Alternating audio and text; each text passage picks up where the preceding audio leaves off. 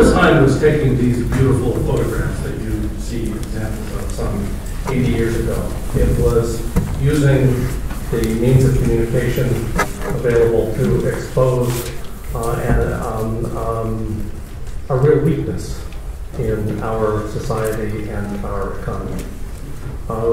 Now, some 80 years later, we are here and asking your help and your recognition to expose, to publicize a real strength. On behalf of the Board of Directors of the National Child Labor Committee, let me welcome you to this, our 26th Lewis Hine Award. For over a quarter of a century, we've been both pleased and privileged to give national attention to truly heroic men and women who work with very little public attention to serve the young people of our nation. They are heroes, not just because they serve an underserved population, but also because their colleagues, their community representatives, and youth themselves have watched them go the extra mile, year after year, with little or no compensation save the fulfillment of their belief in a new generation. And because without them, the hope we have for our community's future is less. Heroes, the dictionary tells us, are illustrious warriors. Tonight, you'll meet men and women who are warriors against poverty, against hopelessness, against child exploitation, against disease, and against social apathy. Once again this year, we are blessed with a dynamic and concerned leader who will chair this special event. This year, as in the past, our chair was someone who, while being a busy corporate executive, also gives her time and talent to causes that focus on the well-being of children, families, and communities.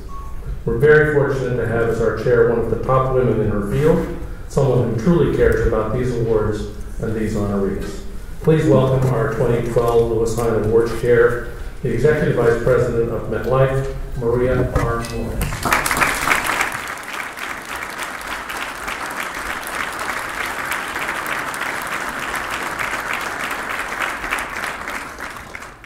Good evening, everyone. I want to start by thanking Eric and Jeff for really shining light on these extraordinary heroes you're going to hear about. And these truly are remarkable men and women. So on behalf of MetLife, I can tell you that MetLife really takes what they're doing. They're making the world better for us. And personally, I just want to say congratulations and thank you for all you do. You're truly an inspiration to all of us.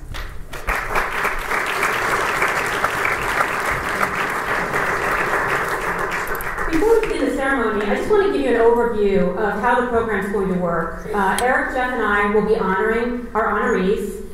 First, we'll present 5 honorees with their awards, and then we'll break for a few moments to recognize tonight's special recipients, and then we'll return to honor the final honorees. And to keep the program on schedule, I'm going to ask that, while I love your applause, that you wait for each person to be honored before actually applauding them. And so they'll have been introduced and recognized for their outstanding work on behalf of children. So let's get things started. If you're following the program, I just want to let you know that the order does not necessarily follow the book. It's not alphabetical, it's not categorical, and Jeff tells me it's not even necessarily logical. It's just designed to keep us on our toes. So let's begin in what's perhaps our nation's leading frontier city, where things get pretty rough and tumble every July, but not for Miriam Abernathy. Let me tell you about Miriam.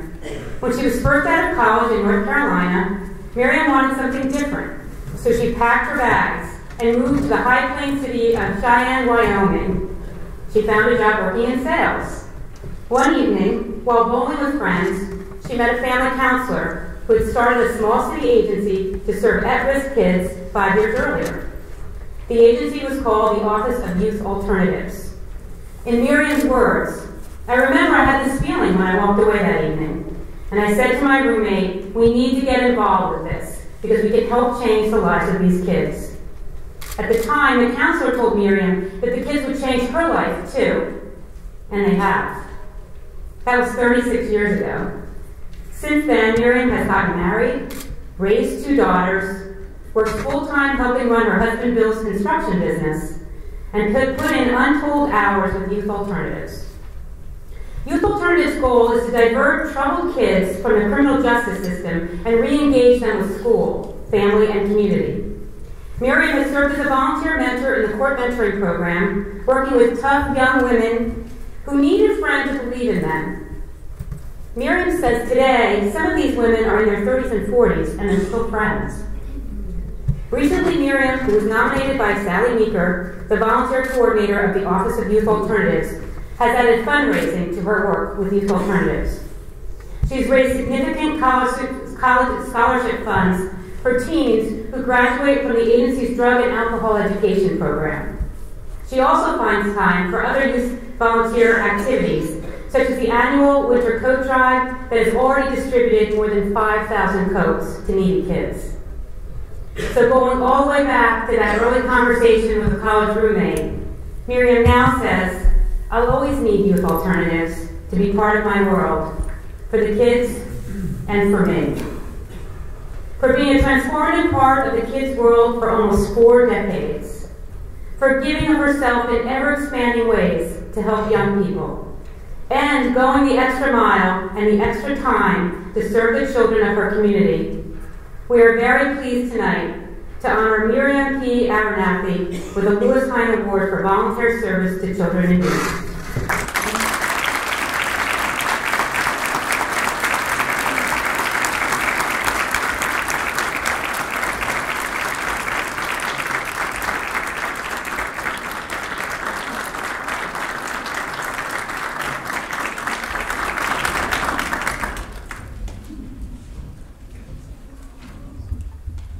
I'll tell you, when you hear these stories, if you hear me start to get a little choked up, it's amazing what people have done, and Miriam's just the beginning of what we'll hear tonight. Since 1904, the Eleanor B. Rainey Memorial Institute in Cleveland, Ohio's East Side has been helping kids realize their potential through performance and the visual arts. What is startling is that for nearly half of those 108 years, one man has kept watch over the Institute, guiding it through good times and bad. In the past 16 years, he has overseen the creation of a brand new building, which has greatly expanded the services the Institute provides. That man is Theodore J. Horvath. Ted is a former lawyer. Where's Ted? Here he is. Ted is a former lawyer, an amateur singer of classical music, and a member of Rainey's Board of Trustees since 1958. Now, at the age of 83, he radiates enthusiasm and kindness, especially where at-risk kids are concerned. Back in 1958, Ted began volunteering with Rainey. After his employer, a regional electrical utility, urged him to develop a community interest, Ted shared when he first got to Rainey. They had very little community support. We were one horse place with a small endowment, and my efforts at first were just to keep it going. By 1960, Ted had guided the trustees into creating a community-based board of managers, and in 1967, in the wake of racial turmoil, he helped Rainey change its role to stay relevant, leading the adoption of the current arts-based program. In 1995, when the trustees committed to building a new center, Ted not only spearheaded the $5.6 million capital campaign, he also supervised the design and construction. The new building opened a year ago this month, and Rainey has already been able to expand from 650 to 850 students. When he walks into the new building, Ted says, these little 5, 6, and 7-year-olds come up and say, "Hi, Mr. Ted." When I hear that, I feel good, because then I know we're actually accomplishing something. We're helping kids get out of poverty. Ted is the nominee of Lee Laser, Executive Director of Rainey. And it's now time to recognize Ted for giving to the young people of Cleveland for more than half a century, for never losing his enthusiasm and desire to help kids, and for being the quintessential volunteer, servicing his community, his city, and his country by serving children for many, many years. We are very pleased to honor Theodore J. Horvath with the 2012 Lewis Hine Award for volunteer service.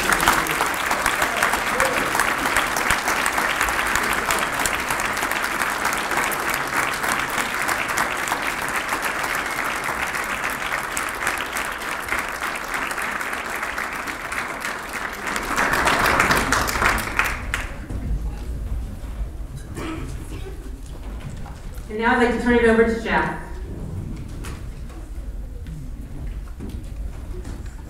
Thank you, Maria. Congratulations, Ted. Thank you for everything you've done. Now let's move to Atlanta, Georgia, where we will find Sister Patricia Carroll, the nominee of Lauren Pittman, the principal of the International Community School. Sister Patty, as she is known, has touched the lives of thousands of young people. In the 60s and 70s, she taught at a black school in Mobile, Alabama, joining protests, learning firsthand about the nature of injustice, and yet touching the lives of individual students who she still stays in touch with today.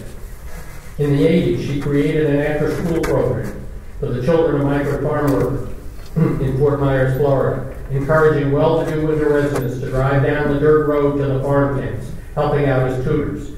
It was a wonderful merging of the very poor with the very rich, Sister Patty says. And then in the first part of this decade, she co-founded the International Community School, a charter school based in Decatur, Georgia, where half the students are refugees from war-torn countries and the other half are from families rich and poor in Decatur, Georgia. The school has been praised for academic excellence and for its goal of recreating what Martin Luther King Jr. called the beloved community, where persons of all ages, races, and classes can live in peace and friendship and in an atmosphere of learning. Today, she still volunteers at the school, helping with mentoring and other duties. And more than that, more than ever, she believes that it is community that will lead us towards Dr. King's vision. For creating a world of harmony and opportunity for young people where none existed before. For forging bonds between young and old, rich and poor, neighbor and neighbor. And for opening doors long closed for young people to walk through and find a future. We are very pleased this evening to honor Sister Patricia Carroll with the 2012 Lewis Hine Award for volunteer service to children and youth.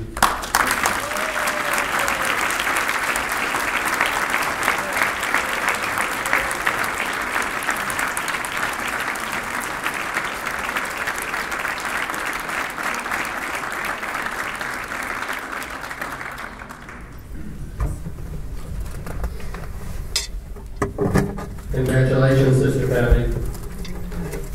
You're an inspiration to all of us. Houston's Bobby Burke retired from over 40 years of teaching young children almost 12 years ago. And so in order to make a real change in her life, she decided to volunteer to do something completely different, teach young children. So she moved from the William H. Wharton Elementary School to ABC West, where she spends days helping educate and mainstream kids with severe autism, Down syndrome, and similar conditions. She performs lots of tasks at ABC West, but most important of all, she helps the children connect with people so effectively that the current staff at the school say Bobby's presence is a blessing. I began volunteering, she says, because I saw how much these children needed interaction, and I found that because I didn't have to discipline them, I could say things to them and encourage them in many ways. And with Bobby, says her nominator Celeste Harris, Assistant Superintendent of the Harris County Department of Education, and Victor Keys, the school's principal, even the most nonverbal students yearn and learn to connect. Bobby says they know exactly what you're saying, and they try to communicate with you in so many ways. So you just pay attention to them and to their reaction to things. It's just common sense. No matter how our day goes, and sometimes the interactions with students can be difficult, Bobby never gets discouraged, never gives up on any child, and students and staff alike share their respect and admiration for this remarkable woman. It was chance that originally led her to ABC West, but chance or not, the experience has changed and enhanced her life, as well as the lives of her students.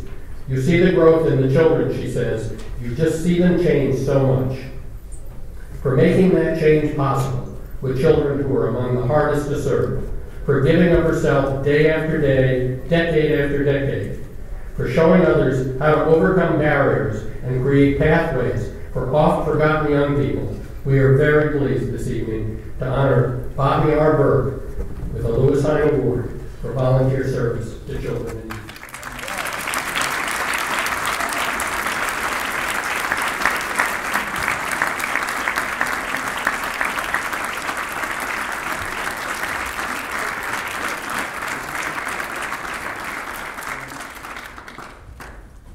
And now let me turn back to Eric Butler. Our dance. Bobby, thank you for your inspiring work and for all you do. I'm privileged to move to the next recipient. When it comes to warning young people about the traps that poverty can set for them, nobody tells a more inspiring story than Greg Davis, Family Services Manager for the Boston Housing Authority and the nominee of its Director of Communications, Lydia Hager. As a young man, Greg fell into just about every trap you can name until finally he saw that his life had value and that he could make a difference. Since then, he has dedicated himself to helping others see the same. Growing up in Boston's Roxbury neighborhood in the 60s and 70s, Greg had only his mother to look out for him. Despite her efforts and those of others, by his late teens, he had become addicted to drugs, and as he tells it later, robbed a liquor store. Caught and sentenced to jail, his mother died when he was serving time, which is when Greg made the decision to leave drugs behind for good and to find a way to give back to others. I made a decision, he says, that my life had been spared for a reason, and I needed to do something with that. After his release, he got training in drug intervention, leadership, and education skills, and became a director at a community health clinic. I'm not sure we met each other there, but we worked with the same organization, Dimmitt Community Health Center. In 1990, he then came to the Boston Housing Authority to work with youth. But life had one more tragedy to throw at it: the death of his son Damien, hit by a stray bullet in a shooting. Greg vowed to honor his son's spirit by dedicating himself even more to helping young people. Today at the Housing Authority, Greg is a hands-on manager, always available to tenants, yet somehow finding time also to serve as a liaison with police, the mayor's office, and Boston area universities and health agencies. As just one example, he helped create a partnership between Boston University and the Boston Public Health Commission to train residents as community health advocates. Greg gives back outside of work as well, putting in long hours as the volunteer head of Boston Metro Alive, a nonprofit he founded in 1978 to offer recovery meetings for adults and counseling and basketball camps for at-risk teens. In case you might think he ever takes an afternoon off, think again. Everywhere he goes, he talks to young people about history, about prejudice, about responsibility, about the difference that the civil rights movement made in America, and how kids can make a difference too.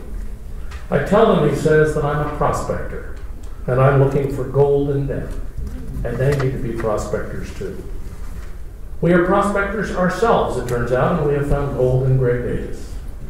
For focusing his life's efforts on the well-being of youth at risk and in poverty, for giving child after child the tools to move successfully into adulthood, for turning tragedies into futures for young people throughout Boston. We're very pleased this evening to present a 2012 Lewis Hine Award for Professional Service to Children and Youth to Gregory L. Davis.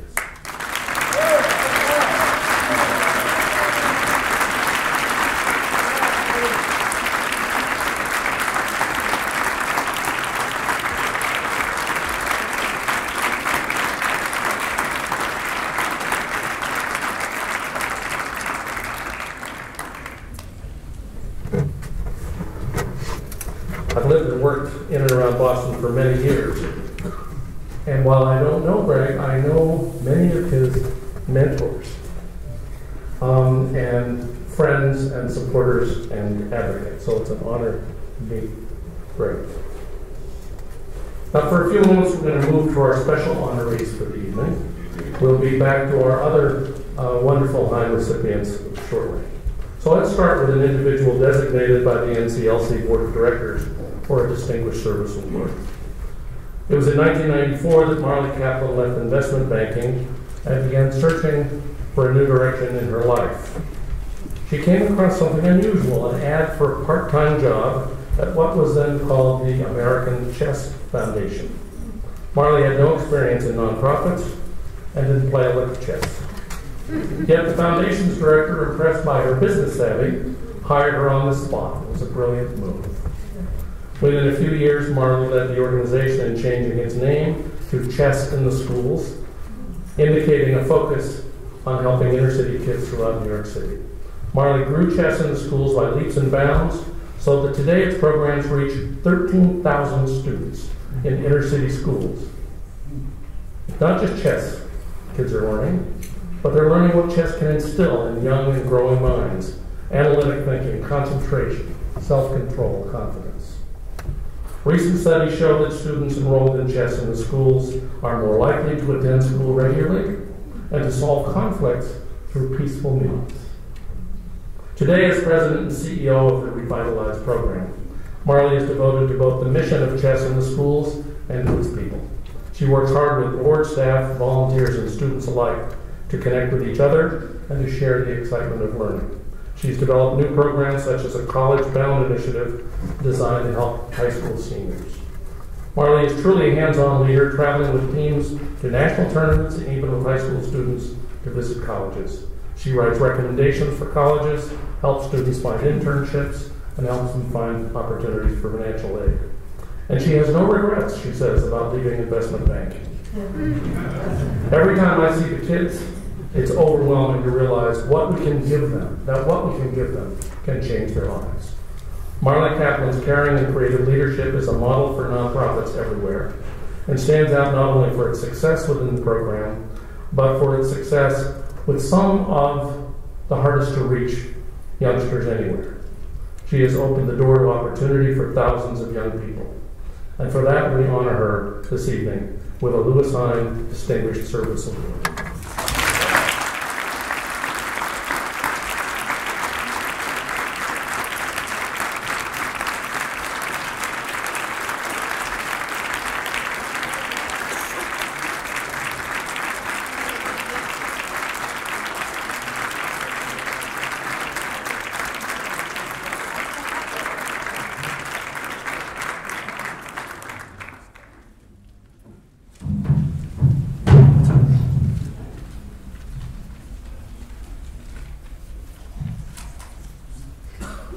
Thank you.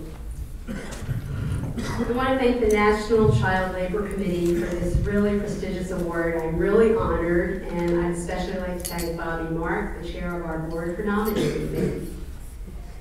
The National Child Labor Committee was founded to combat a national disgrace of child labor. Lewis Hine understood that by shining a light through his searing photos, the American people would be forced to take notice and act. Today, our national disgrace is the inadequate education we are giving our children. All children deserve a meaningful education. All children deserve the opportunity to learn, to read, to think, and to dream. But they are not getting that opportunity. Chess in the schools exists to help fill in the gap. Chess teaches children to think, to concentrate, and to focus. In chess, children learn to make good choices and understand that choices have consequences. Chess is not a panacea, but for our students, many of whom are with us tonight, it is a way forward. I would like to thank the Chess in the Schools staff for their unending dedication to helping our students reach their dreams, and our board for their direction and support. But most of all, I would like to thank our students and alums.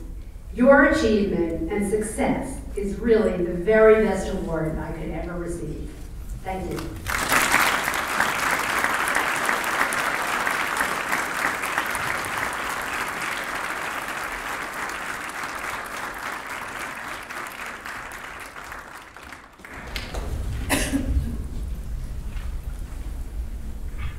The National Child Labor Committee has been around a long time.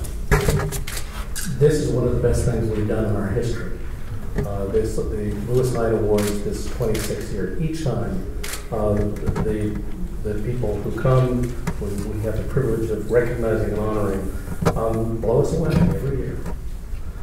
Last year at this time, the Lewis Hine Awards initiated a new award, the David T. Kearns Award for Excellence in Innovation in Education, designed to honor each year a private sector leader for outstanding contributions to the field of education.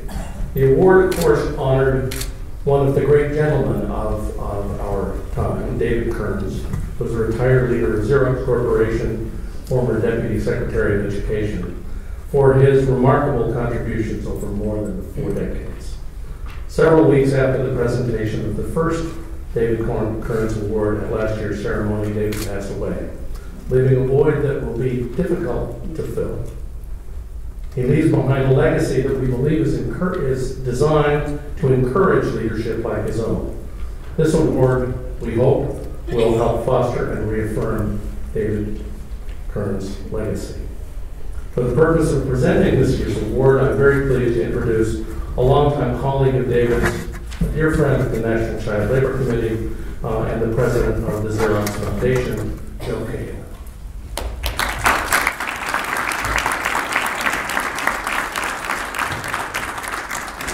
Thanks, Eric and your board. Thanks, Jeff and his great staff for keeping these awards alive and getting better and better over the quarter of a century. And thanks for giving me the privilege of having served for years now as a judge, as a counselor, a funder, and in the last 2 years to give an award in honor of my mentor at Xerox, my corporate father at Xerox, and a great friend, David Kearns, who, as Eric said, passed away this past year. He was a great business leader, but also a great championing of children and public education. He considered the customer, because he thought like a businessman, he considered the customer of the schools to be the students. And that while others might be surrogate customers who spoke for them, that we should never forget that what we were doing was really about educating children.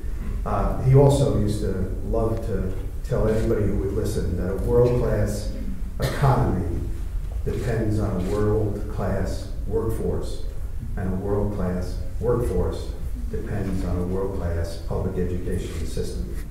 And tonight we honor someone who I only had the privilege of meeting a few minutes ago, but I think he shares that philosophy very, very much, and a lot of people have already addressed it. The National Child Labor Committee, I think, has chose very wisely in giving the second annual David Kearns Award to J. Clifford Hudson, and let me tell you a little bit about him. He's of course, a man that exemplifies David Kearns. He runs a very, very successful business, and he also puts his mouth where puts his effort where his mouth is when it comes to helping children and public education in particular. He's had a full business career and then some, yet he's always found the time, or rather made the time in his life to help schools become better, whether in his native Oklahoma City or across the nation. Perhaps the most impressive such involvement was Cliff's chairing of a newly commissioned Board of Education for the Oklahoma City Public Schools from 2001 to 2008. That work was a homecoming of sorts for Cliff, given that the inner city district, the largest district in Oklahoma and one of the most troubled, was the very one from which Cliff himself had graduated. Under Cliff's leadership, the board undertook a series of transformational improvements. Even prior to becoming the chair of the board, he had been working behind the scenes on a master plan to improve school facilities. So when he was elected to the board and asked to run it, he hit the ground running. The plan came to fruition just a few months later when voters passed a first ever sales tax for schools and bond issues. And if you know anything about education politics, getting the first tax for schools is the toughest and really, really difficult. Many observers in Oklahoma City say that it was Cliff's credibility that won voters over. Cliff's other achievements as chair included helping the district implement a badly needed system of tighter fiscal management, as well as raising private funds to create an endowment to aid Oklahoma City teachers seeking national certification. The list of his accomplishments is long and varied, and some are in your program. One of his sayings, though, that hit home to me is that educational opportunity in the community is equal in importance to economic opportunity. I think David Kearns would like that. It is for this commitment to education, to learning for young people, that has led us tonight to honor Cliff with the second annual David T. Kearns Award for Excellence and Innovation in Education. I suspect that David is smiling on this gathering and applauding Cliff. Cliff, congratulations.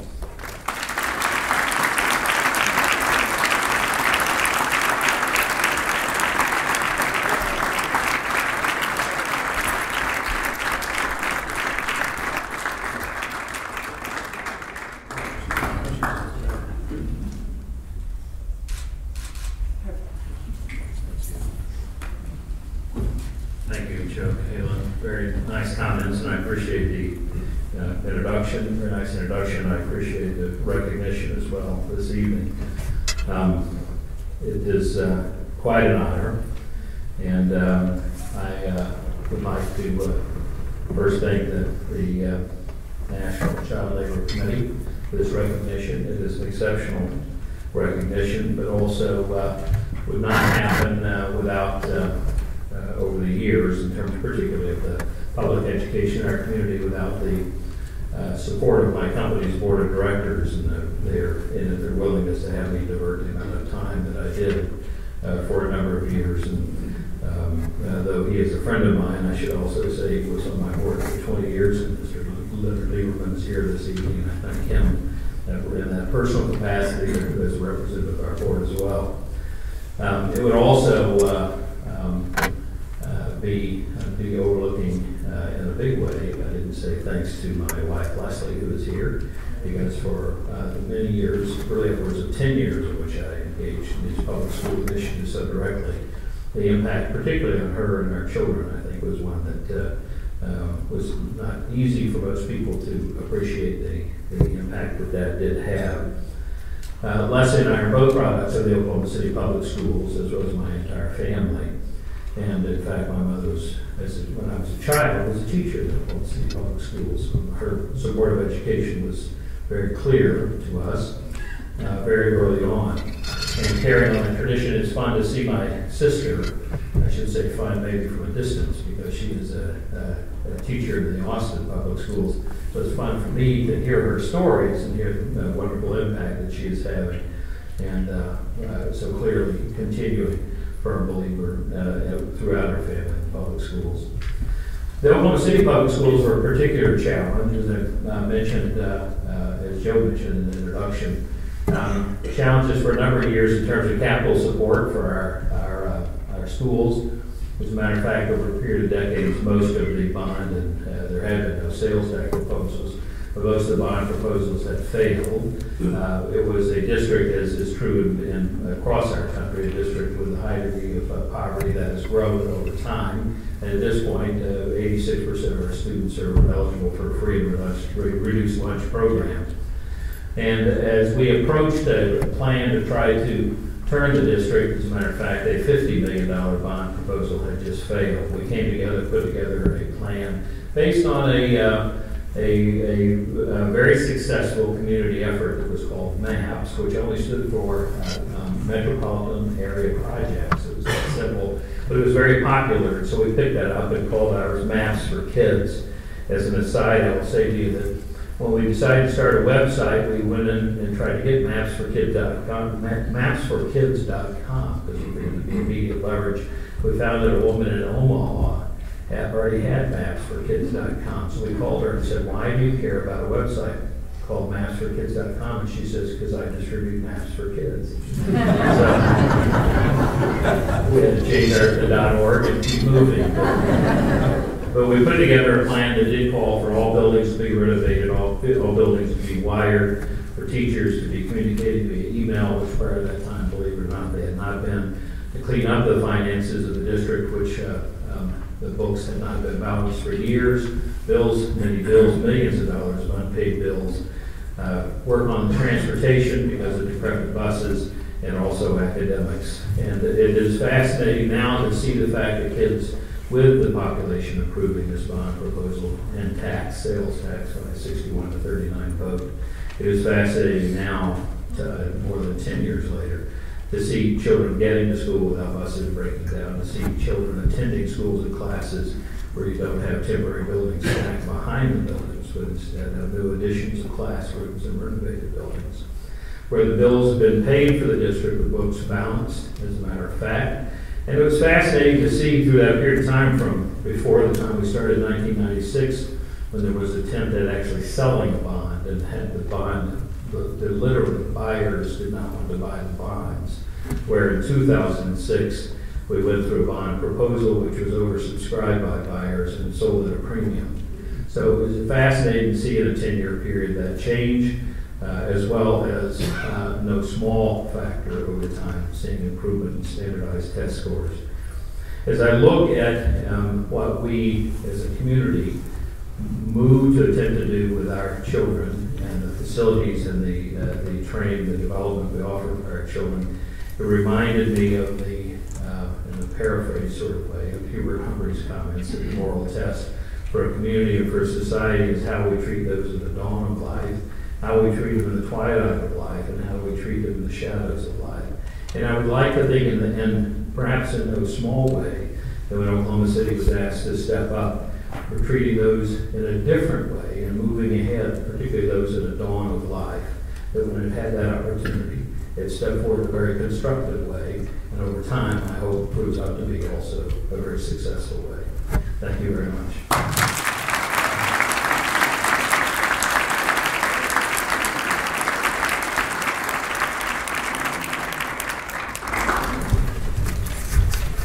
There wasn't very much talk about sonic burgers, but I'm now looking for them.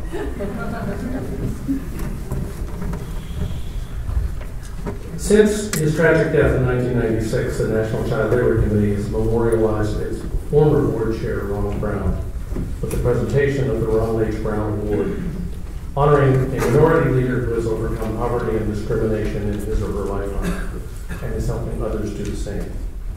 Past recipients, as listed in your book this evening, are emblematic of the importance and stature of this award and its meaning to the National Child Labor Committee. This year's recipient keeps that bar very high. And for the presentation of this award, please let me introduce Ron Brown's daughter and NCLC board member, Tracy Brown James.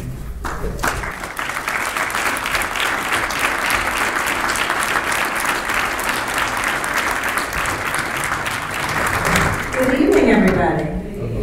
I have to tell you, this is my favorite event of the year. I try to come every year because who would want to start the year honoring an incredibly diverse group of outstanding individuals?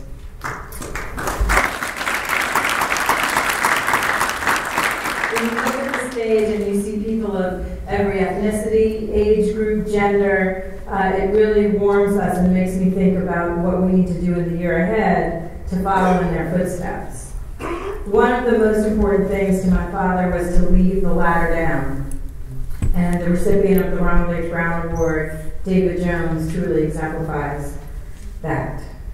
David Jones has been called the conscience of New York City, and with good reason. As president and CEO of the Community Service Society, he pulls no punches in describing the plight of city residents caught in the poverty line, especially youth at risk. Each year, David says, after having failed in an elementary school and junior high school, we fail to graduate hundreds of thousands of young people from high school. In the city alone, over 800,000 working-age adults lack a high school diploma. We are at risk of turning into a second-rate power within a generation.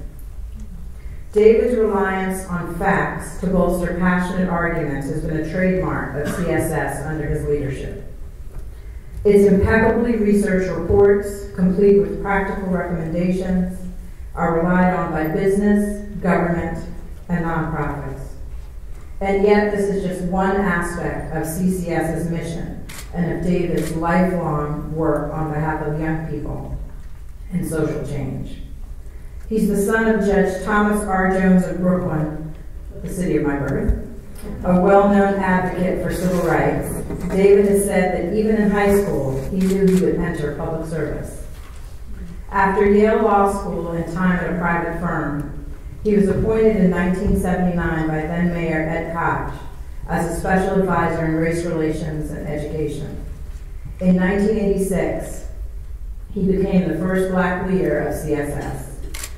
Though CSS's history goes back to 1848, it's in the past 25 years under David's leadership that it has evolved the most. In 1989, for example, David announced that CSS would empower poor people to become more politically active on their own behalf via voter registration drives and monitoring voting records. That led a state court in 1991 to order the New York State Board of Elections to obey the existing law and enroll more poor and minority voters. And in 2005, a CSS report on limited employment prospects for Black and Latino men, as well as for young people, led the city to establish the NYC Works program to devise new ways of helping the chronically unemployed get jobs. Today, CSS continues to advocate via litigation and research for disconnected and marginalized youth, and to advocate as well on issues such as healthcare, workforce development, and affordable housing. As always, David remains a prophet of hope. He says, when I talk to young people, I hear a yearning. They're excited by new ideas, new investments, new technology, and they want everyone to share in the bounty of this great country. David Jones is one of the standout leaders in this city, in this country, and we're very pleased this evening to present him with the Ronald H. Brown Award for his contributions to the health and well-being of at-risk youth.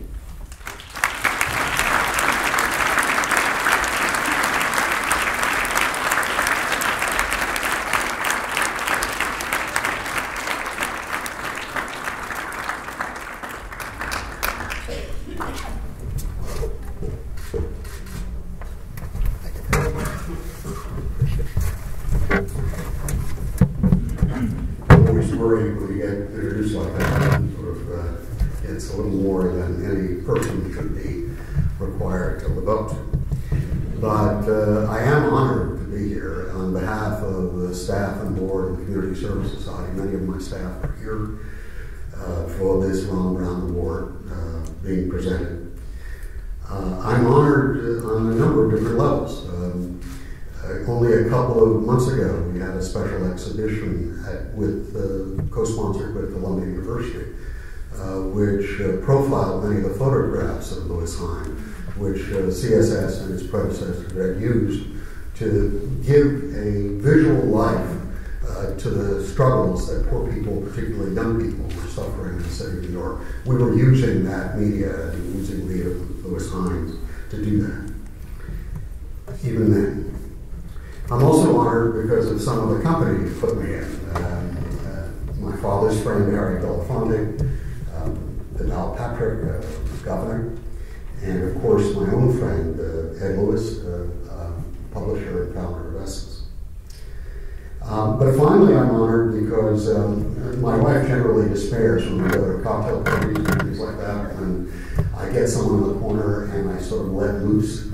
And you can see people's eyes start to shift. Let me get away from this. I came to have a drink. And they have an in-depth discussion on the condition of young people and not so young people in the city of New York.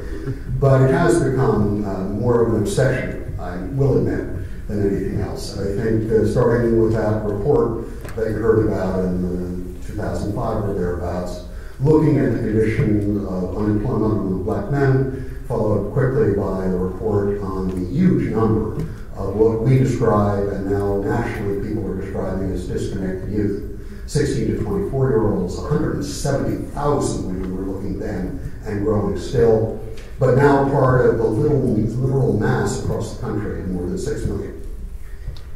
And then it's followed obviously by a recent Columbia University reporter and professor in the Times, you may have caught it, projecting now that the United States is now facing something unique in our lifetimes. A permanent body of literally tens of millions of young people who will never work at all.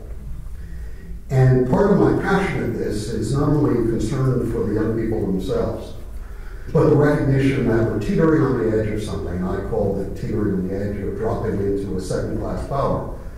But we're obviously dealing with the fact that you can't leave this number of young people of all races without any hope and productive use in their lifetimes and not expect consequences. And the consequences are beginning to roll out. Some of them come out with methamphetamine explosions across the nation, some Tea Party ideas, and young people who sit in malls and have no work. But I think it's literally going to tear up the fabric unless we grab this population of young people who are dropped out or pushed out or not given adequate skills to compete anywhere in the United States or globally, who are going to tear apart the democracy unless we find ways to let them back into productive work and a future.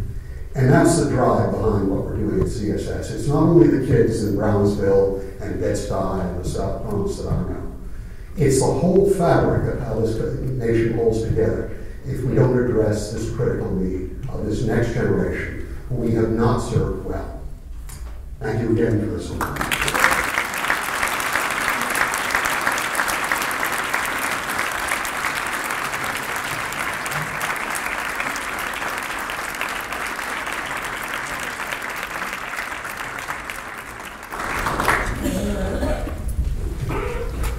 Congratulations, David, and thanks so much for all you've done here in New York and elsewhere for so long. I've had the pleasure of watching David and working with him on some programs, and it's always a particular treat. So it's nice to be able to give recognition to somebody who is as important and as meaningful to my world as David. Now it's my distinct pleasure to introduce the presentation of a new and important award. But let me briefly explain its origin. 15 years ago, in 1997, one of the 10 Lewis Hine Award recipients, who were up on this stage, was a dynamic woman from Los Angeles, nominated by then Sun America CEO Eli Broad. Her work with children and families in Southern California and around the country was forceful and successful. Her leadership in her community positively affected the lives of literally thousands and thousands of children. After she received the Lewis Hine Award, we worked closely with her in Los Angeles and watched in awe as she worked almost 24/7 to implement initiatives in her city, in Sacramento, in Washington, D.C., that would help preserve families, strengthen foster care, and reach out to the disenfranchised. When she died, way too young, of pancreatic cancer, a little over 2 years ago, we knew that we had to find a way to recognize her accomplishments and help perpetuate her work and her memory.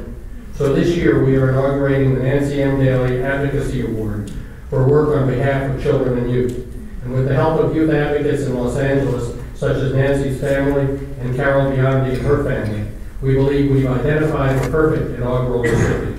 To make that presentation, I'm very proud to introduce to you Nancy's daughter, herself a voice for youth in Los Angeles, Linda Daly.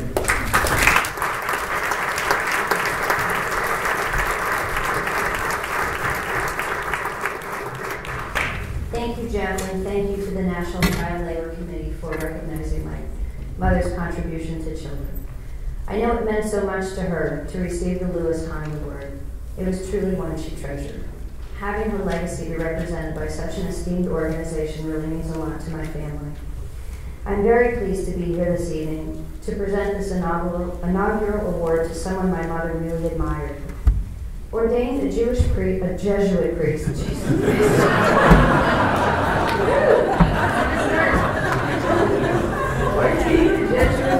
1982, Father Greg has achieved the nearly impossible in Los Angeles. As the founder of Homeboy Industries, the largest gang intervention program in the country, he's transformed the lives of a population many think are only capable of violence.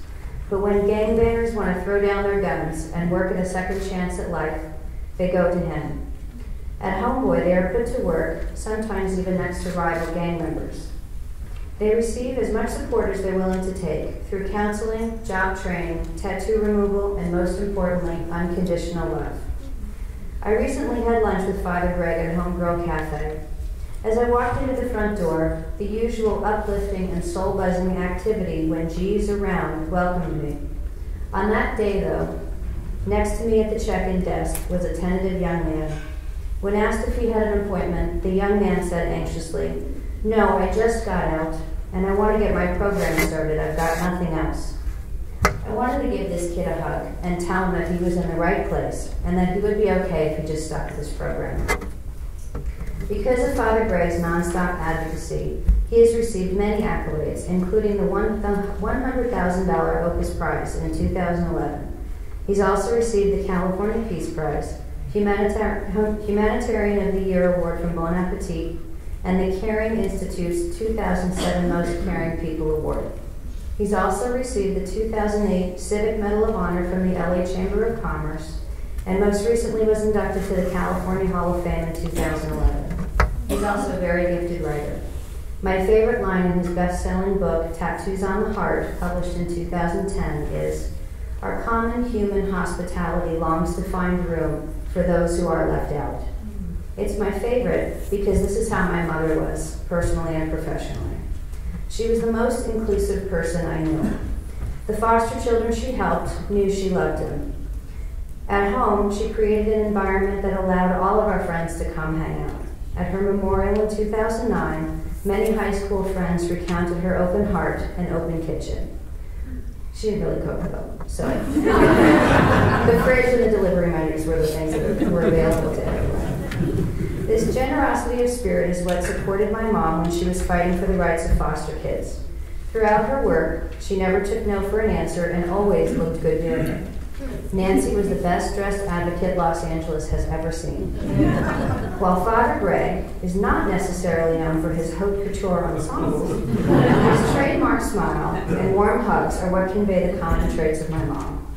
Like her, he's shone a light on a forgotten population and has restored hope for them to have a successful future. He possesses the same infectious passion my mother had. When we're around Father Gray, we want to work harder, be better people, and give more of ourselves to the causes we're all passionate about. He brings out the best in all of us and gives us the confidence that we can do more than we ever thought possible. Father Greg teaches us all to embrace our goodness. So did my mom, which is why he's getting the first Nancy Daly Advocacy Award.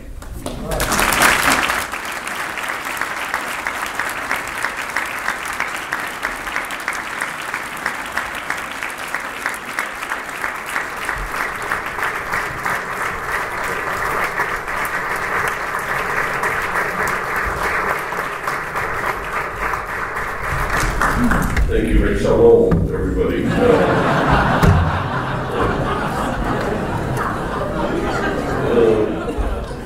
I'm so honored, and thanks to the NCLC and to the Molecules for being here, and for Will and Beto for being here, Jane, and especially Carol Biondi, my great pal, president of Homewood, and Bruce and Lou. I'm so honored to receive this award bearing Nancy's name. She practically invented advocacy for children in Los Angeles County as a significant figure, really, as Louis Hine, in terms of shedding light on an important issue. What she tried to do, quite simply, really was to pay attention and invite us to pay attention, which is all that kids really want. I had a very earnest gang member, 16 years old, come into my office and stand in front of my desk, and he says, "Look, I need your divided attention." And I said, "Well, you are in luck, you know." But it has to be undivided. It has to be actually singularly focused. Mary Oliver, a great American poet, says, "There's some things we can't reach, but we can reach out to them, and all day long." And what are we supposed to reach out to? A certain kind of compassion that can stand in awe at what kids have to carry, rather than stand in judgment at how they carry it, so that we can be filled with awe. I have homie who worked for me up until recently, as he went on to a better job, Jose, who was in his late 20s and had a very difficult life, ended up being homeless, a drug addict, gang member, felon, was in prison. He came with me to give a talk along with another gang member in Richmond, Virginia, at a social workers training, 600 social workers. And he got up, and I'd never heard his story before. And he was very offhanded. He said, "I guess my mom and I, you can say we didn't really get along." I think I was 6 when she looked at me and she said, "Why don't you just kill yourself? You're such a burden to me." Well, the whole audience gasped. And he looked at the audience and he says, "It sounds way worser in Spanish."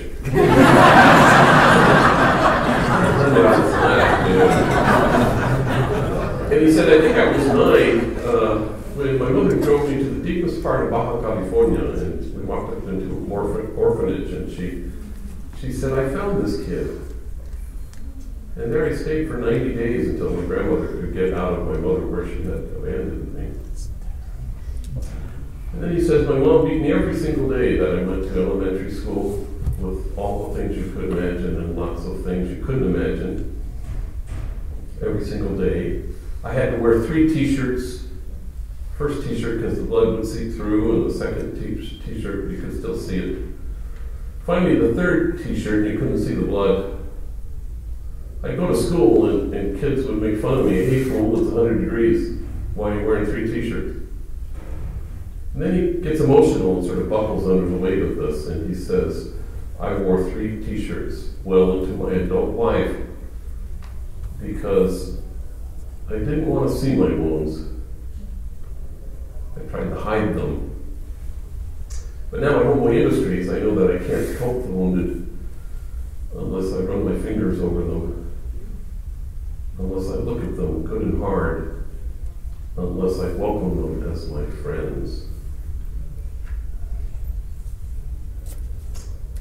And there are some things maybe that we can't reach, but we can reach out to them, and paying attention to kids is what Nancy Daly did. Thank you very much.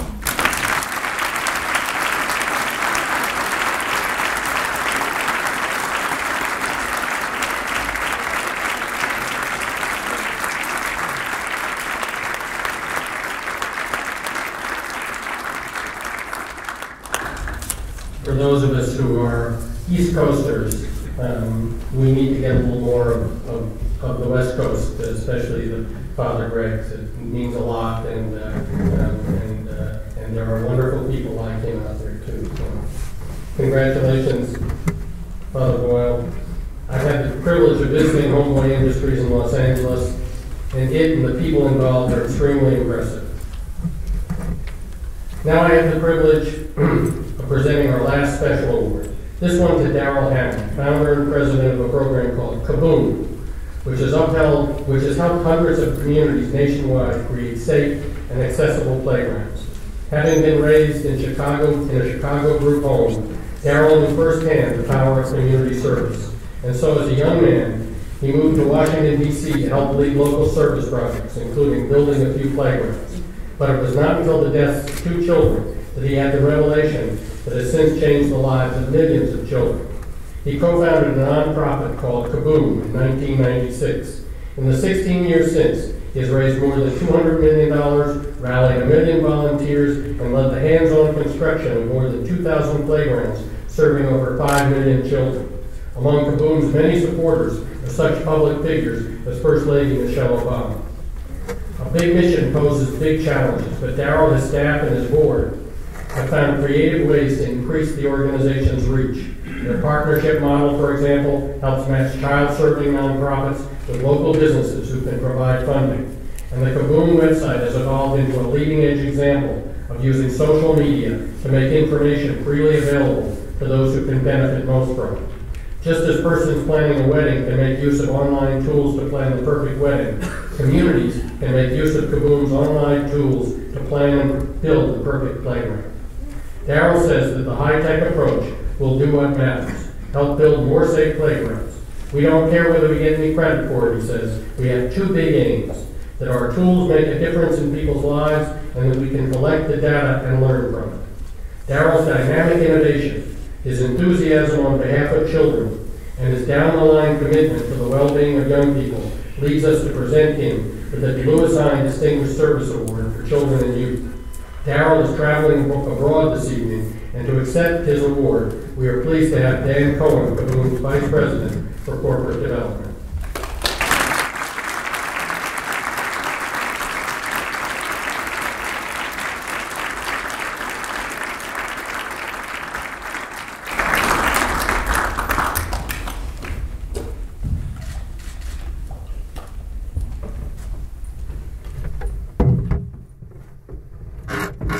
Everybody ready to play? Father stole my shalom joke. On behalf of Daryl, I just wanted to thank the organization very much for this distinguished honor. Daryl is actually in Davos right now at the World Economic Forum, and he's probably chasing around people like Bill Gates trying to get his business card so he can turn it over to me to try to get some money out of it later. But Daryl really was very disappointed to not be able to be here, especially with his kindred spirits who really are here on behalf of children. And I think you heard a little bit about his story, and he would very much like to, I'm sure, talk to every one of you here that's been honored tonight and hear your stories and your passions and share why he does what he does with you or at the grassroots level doing the hard work. So his apologies for not being able to be here. But you heard a little bit about Kaboom, and really what we do is we try to give kids the opportunity to play. Unfortunately, in this country, only 1 in 5 children have a great place to play within walking distance. And that's the problem that we're trying to solve. I'd be remiss if I didn't take the opportunity to thank the MetLife Foundation and MetLife, who are one of our greatest supporters and one of our national partners. And it's, I guess, a coincidence that we're here tonight, but probably not a little bit of a coincidence.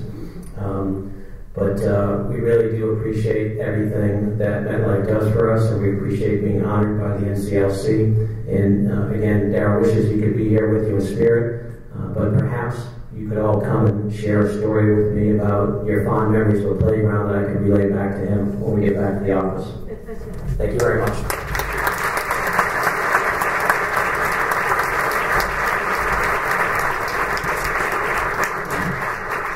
I don't know about you, but being up here now to speak after seeing all of that is a little bit difficult. I just want to say congratulations again to our special recipients. You're really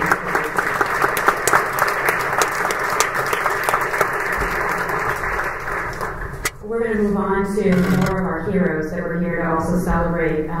Michael Doogan likes to say it's easy to figure him out. He says, I was raised in a big Irish Catholic family, educated by Jesuits, and raised by nuns. And that means a lot of food, a lot of love, and a lot of direct conversation. But such ingredients may also help to explain how, in 1991, Mike was able to take charge of a small, financially troubled group home for boys in Stamford, Connecticut, and over the course of 2 decades, turn it into a $14.4 million program. Today, the program, Domus, serves more than 1,000 at-risk kids each year through charter schools, vocational education, and a community center. As for Mike's tendency to rely on, as he puts it, direct conversation, he further explains, I kept saying to the board of directors, the mayor, and the police chief, listen, give me your most struggling kids. We'll work with them, because right now what they're getting is just not right. It took 9 years before the mayor came to me and he said, I have a great idea. Why don't you open a school? I had been banging on his door about that for all these years, and he came through. The mayor at that time was Dan Malloy, the man who nominated Mike for this award. Today, Governor Malloy is among those who celebrate Domus, citing this example in his nomination of Mike. The charter high school Domus took in kids who were underperforming by as many as 6 grade levels, and yet he was able to send 91% of them on to further education. It's this kind of success that has led to similar school programs in New Haven and other places, and interest from a lot of other cities to replicate the program. Why does Domus succeed so well with youth? Mike suggests that it goes back to the fundamentals. He says he's always depended on these fundamentals himself.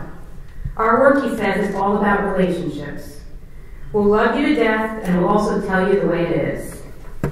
For telling kids the way it is for over 20 years, for giving young people in the poorest of communities a chance for a future, and for leadership that just won't quit in the face of odds where children are concerned.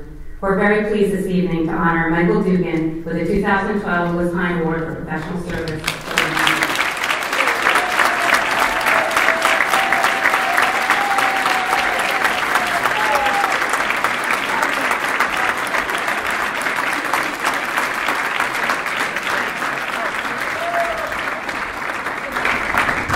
Congratulations, Mike.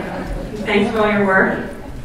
It was the day before her 18th birthday, Lauren Brooke recalls, that she finally had the chance to testify in court about the 6 years of abuse she had suffered at the hands of her nanny.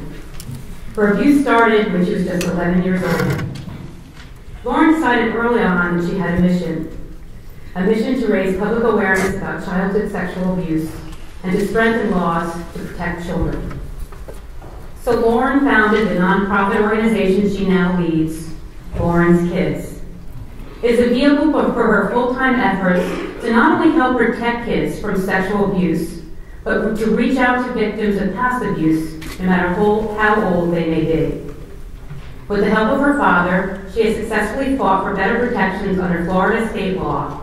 These include the right of a victim to require an accused offender to take an HIV test, with results provided to the victim within 48 hours. A law eliminating the statute of limitations on prosecutions when the victim is under age 16, and a lifetime ban on molesters contacting victims or their families. Lauren has also co-written a new curriculum called Safer, Smarter Kids, available in all Florida kindergarten classrooms. As if that wasn't enough, Lauren is undertaking her third annual Walk in My Shoes event. It is an event where she will walk across Florida to raise the awareness and money needed on behalf of abused children throughout the state. Childhood sexual abuse continues to dominate the news at a time when scandals in organized sports are erupting and the internet and social media are making it easier for sexual predators to find their targets. To Lauren, the nominee of Stacey Ehrenratz of SJU Concepts, each new headline just proves her point. We need to do more to protect our children, Lauren says, because just as in my case, it seems to take a tragedy for people to really look at the issue.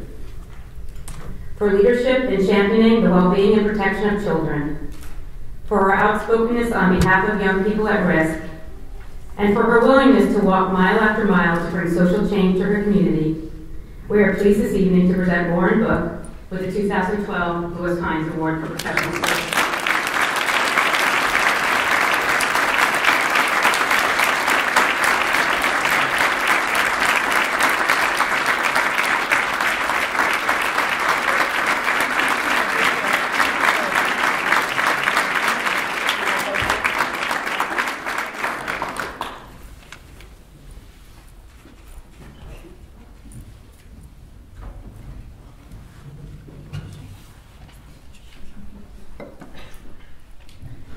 Congratulations again, Lauren, and thanks for your tireless advocacy on behalf of children. Also hailing from Florida is another remarkable woman who gives so much to young people. Marcia Glines was nominated by Joshua Glanzer of Lynn University. Marcia's mother was diagnosed with polio in 1949, shortly after Marcia's birth. Throughout her life, her mother demonstrated a resolute example of how to overcome her disability and continue to teach high school English over the next 20 years. Beginning at age 12, Marcia volunteered at a camp for people with cerebral palsy and found that she loved the experience. These experiences helped shape Marcia for the extraordinary woman she is today, an internationally recognized pioneer in developing programs to support college students with learning disabilities. Marcia believes serendipity played a role in her helping people with disabilities. Soon after college, she began working in a new elementary school program in Massachusetts that provided resource rooms for kids with special needs. She found she was good at her job. During her time there, Marcia developed simple, effective ways to take the stigma of special needs, such as weekly Bring a Friend days, where students were encouraged to bring friends from regular classrooms to share in various activities. During that same time, Marcia embarked on a deep professional journey, which included receiving both a master's degree and a PhD. She continued her studies in curriculum development at Harvard under the auspices of Howard Gardner, famous for his theory of multiple intelligences. Marcia's next step was radical. At a time when few colleges supported students with learning differences, she began designing curriculums to do exactly that.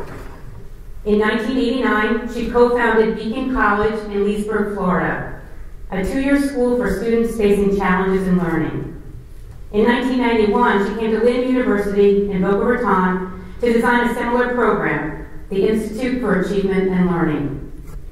At the Institute, students with learning differences are integrated with other students on campus, where the other students help advance research on learning for all students. In this innovative program, everyone wins. But schools like Lynn remain an exception. Studies show that more students than ever with learning disabilities are enrolling in college, but that most colleges do not have the ability to support them. As a frequent speaker at conferences here and abroad, Marcia is working to change this. We need to spread the word, she says. Stop looking at differences and start looking at the potential. For looking at the potential of every child. For bringing opportunity to thousands of young people who would otherwise be left behind. And for bringing innovation and creativity to education and curriculum development. We are very pleased this evening to present Marcia Lyons for the 2012 year.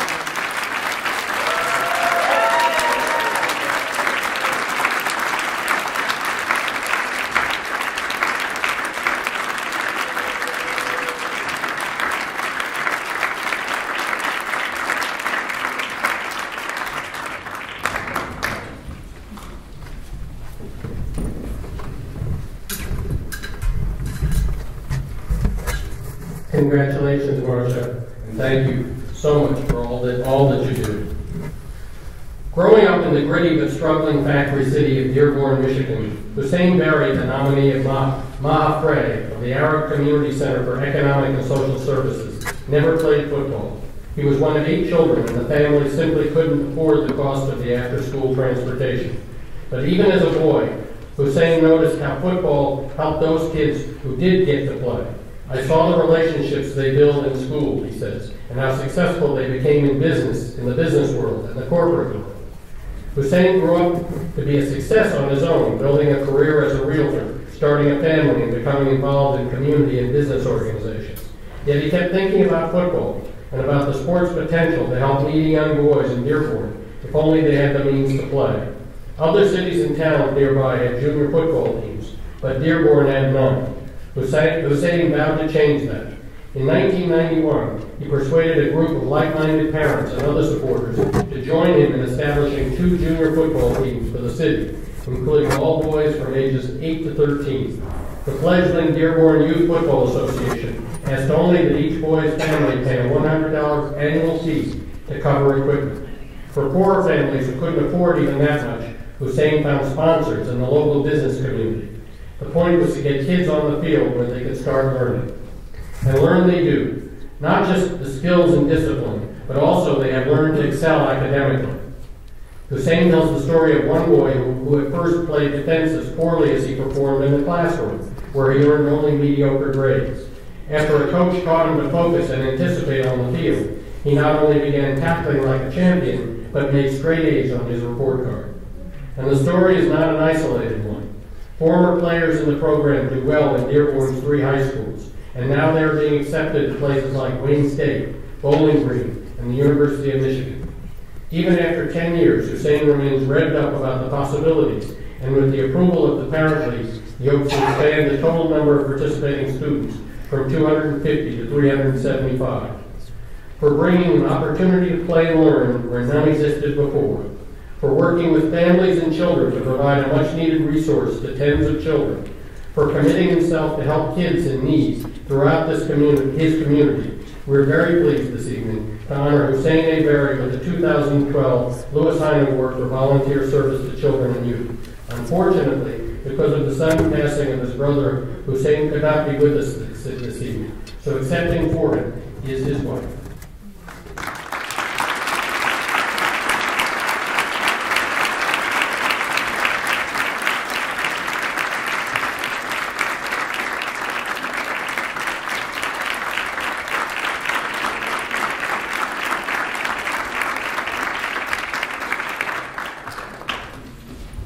Congratulations to Hussein for all his work, and please accept our condolences. For many Americans, the struggle to protect children and youth from exploitation in the workplace seems like ancient history. After all, it was in 1938 that the Fair Labor Standards Act came into being, restricting work hours for children under age 16, as well as forbidding anyone under 18 in jobs deemed too hazardous. But Lester Clarabelle does not take any of these laws for granted, and he is making sure no one else in Oklahoma does either, not even presidential candidates. Lester doesn't simply work for the state's child labor unit. He is the unit. Since 1997, he has been a one-man band, helping young people across the state stay protected on the job. I'm responsible for education, outreach, and enforcement for all 77 counties, he explains, and yet we've still been able to do a lot of innovative things just to get the job done. Lester graduated from the University of Oklahoma with a degree in human relations, a strong interest in public service, and an equally strong interest in interacting learning methods. A fellowship landed him in the State Department of Labor just in time to be appointed to the new child labor unit, created by lawmakers in response to several tragic teen deaths in the workplace in the 1990s. His accomplishments in the past 15 years would be exceptional for a department of 20, let alone a single individual. He converted an inefficient paper system of work permits into an online system that saves the state $50,000 a year. He has conducted more than 2,500 investigations at school districts, partnered with trade associations to extend his reach to employers, and written a wealth of information materials such as the poster and brochure he created to warn parents, schools, and children of the dangers of illegal youth peddling, in which underage children are conned into selling door-to-door, often across state lines. And an educational game he created to teach students about workplace rights, called Paying Attention Pays, has been so successful in Oklahoma schools that it's been shared with child labor officials in places as far away as Canada and Europe. It is my hope that we never have to investigate another teen killed on the job, Lester says. That's my motivation to reach out. For raising awareness of the risks and dangers in the workplace for young people, for creatively going the extra mile and extra miles to prevent child exploitation, for giving of himself to make sure that every child and every family in the state is protected from workplace abuse. We are very pleased to present a 2012 Lewis Hine Award for Professional Service to Children to Lester Paul Clarence.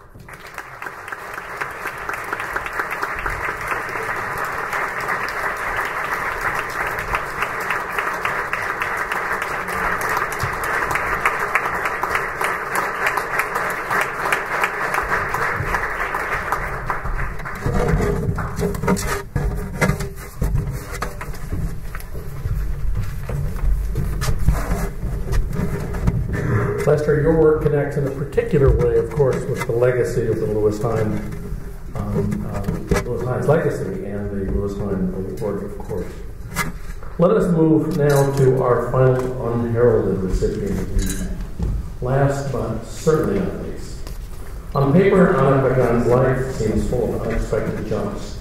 A high school graduate at 16, and a college dropout after freshman year. An Army medic during the Vietnam era, and a corporate HR manager. Finally, at age 49, perhaps the biggest leap of all, leaving behind the corporate life to become administrator of a government agency in Fort California County, delivering social services to children and families. Today, as director of the Merced County Human Services Agency, Anna, the nominee of Deputy Director of Child Welfare Services for Merced County, oversees a $292 million budget and 500 employees. The agency has become a model for creative delivery of mandated services such as food stamps, employment training, and child welfare, and a model too for creation of innovative new services. Despite the jumps in her life, Anna has always been drawn towards helping kids and family, drawn by a deep sense of purpose nurtured when she was a child herself growing up in California, but in a poor Brooklyn neighborhood. Her hardworking mother insisted that Anna's job was to stay in school. A beloved teacher, Mrs. Gold at PS 50, took her and her classmates to museums and concerts, opening their minds to wider worlds and futures. When you grow up in poverty, Anna says, you don't really know what things are possible. In essence, what I'm doing today is carrying on Mrs. Gold's work, and that she does. Merced County is poor, with migrant farm workers struggling with literacy, teen pregnancy, and unemployment. Anna has shaped mandated programs to reflect a child-centered focus. For example, adding anti-obesity education to the food stamp program. In addition, leadership training for new staff has made the agency one of the best in the state at keeping children in mind and coordinating services so that parents can more easily meet requirements. We hire for talent, compassion, and passion, she says. That gives us fertile ground to pass on our philosophy. For her passion and compassion in a job that so often swallows these emotions, for her coast-to-coast journey in search of the best ways to serve children and youth, and for her unique and child-centered leadership in the fashion of Mrs. Gold. We are very pleased this evening to honor Anna McGann with the 2012 U.S. Family.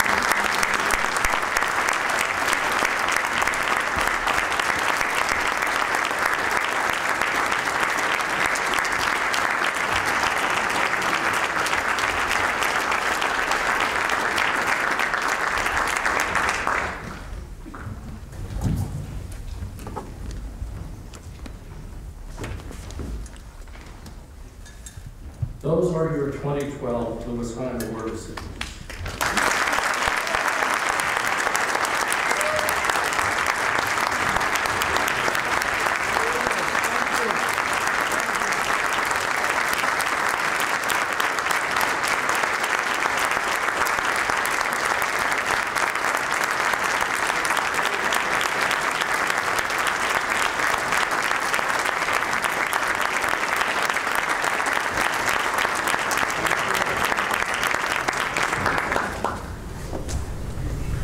Thanks, and one other acknowledgement or in order. I want to thank MetLife and in particular Maria Morris, who's chairing this event, has meant so much to us and to the children and families that we serve. Deepest appreciation. And I hope you'll be with us again soon. Third, I have the privilege this evening of introducing a special guest and his group.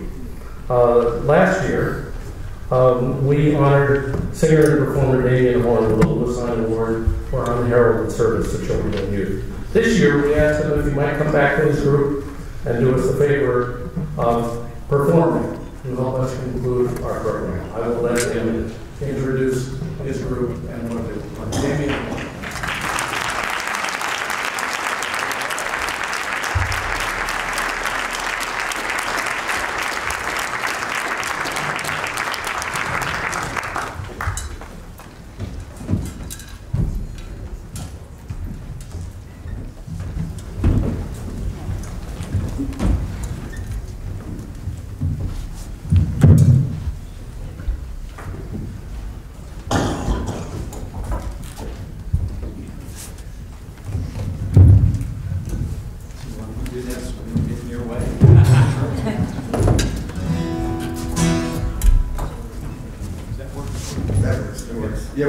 First of all, I just want to say it's such an honor and a privilege to be here. I'm Damian Horn. I was so blessed and honored to receive the award last year, and it's just an amazing feeling to be back and just to stand amongst all you great people who are doing such a great work out in the world for youth. It's such an important thing, and it's because of people like you that I'm able to be able to stand here today.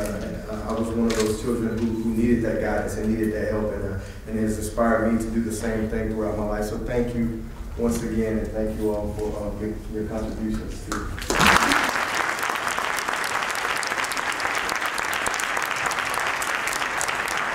We're going to play two songs for you guys tonight. This is my group, The Farm. We are a country group out of Nashville, Tennessee, and we're excited about being here in New York City. And we're going to start. To my left is Miss Krista Marie.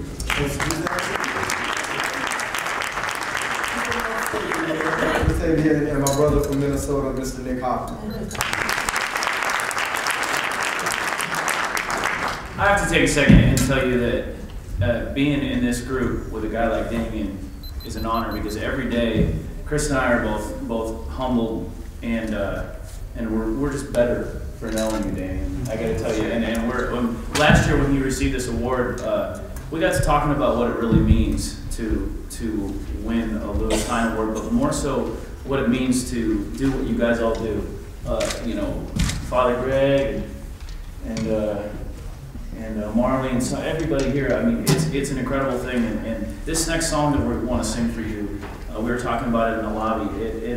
You guys represent what this song represents, and you all remind us that we have a lot to be thankful for, and that with all the negativity that's in the world, everybody can stop and remember that we all have a lot to be grateful for. And that's what this song's about.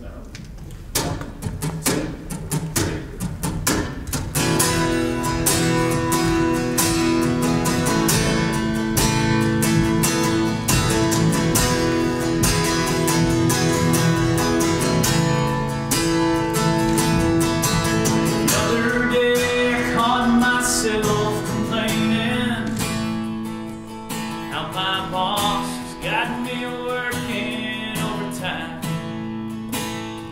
And the stranger who was sitting there beside me, he said I spent all day in the unemployment line. Are there open shifts? Are they hiring on? Or working any hours, even all night long? If you could put a good word in for me. Every time you think you've got it bad, you can find someone who's got it worse. All the things you take for granted now, they started out as blessings first. If you got someone who loves you and a steady job that puts food on the table, if you're strong and able, men be grateful.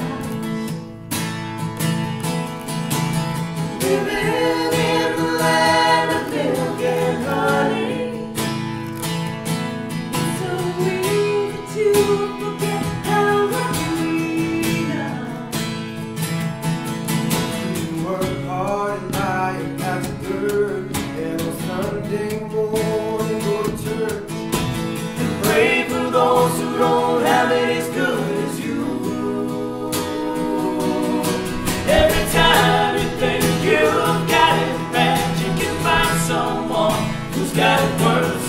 All the things you take for granted now, they started out as blessings first. If you got someone who loves you and a steady job that puts food on the table, if you're strong and able, men be grateful.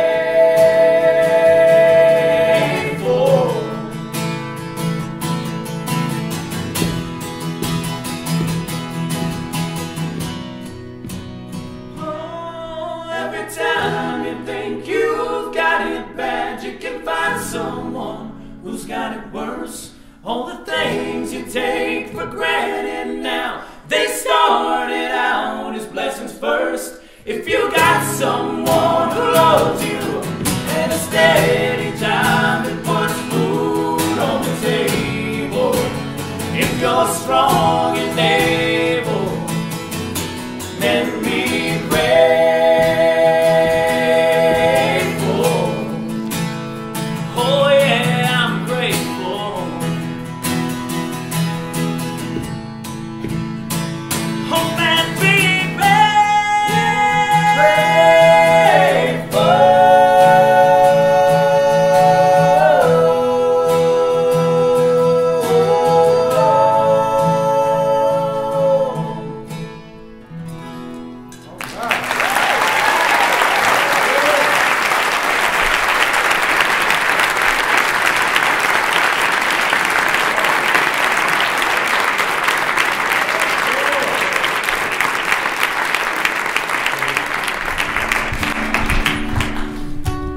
Last song we like to do for you is called Walking.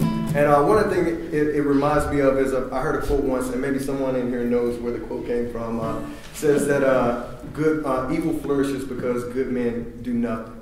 And I remember how that stuck out in my head, even as a youngster. And I was thinking, man, there's a lot of good in this world, but sometimes we're not stepping out and doing anything about, what we see that's wrong. And all of you here today are going against that, and you're stepping out and making moves and attributing to the good in the world and fighting the evil with good. And that's just a phenomenal thing. And it's hard sometimes because sometimes you feel like a loner in that. And it's moments like these where you you get to look around at peers and friends and realize you're not in the fight by yourself. And that's what this song is about. It's called Walking. Sometimes you have to step out on your own and have to go against the grain in order to make a difference. And I learned that at a young age, just being in the group and the environment that I grew up in, and it just wasn't for me. And I realized, I had to go against that and step out on my own. And that's what this is about. And I just thank all of you up here for doing that, being brave enough and strong enough to do that and step out and know to do what you know is right.